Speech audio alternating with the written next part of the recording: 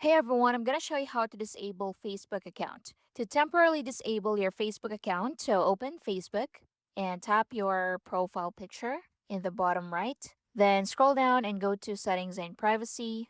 Then go to settings. Then at the top, select account center.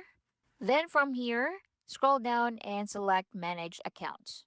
Next, select the account you want to disable. Then from here, what you need to do is to select deactivation or deletion.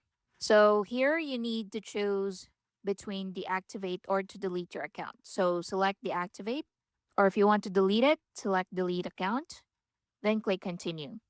So you may be asked to enter your password and choose a reason for deactivating.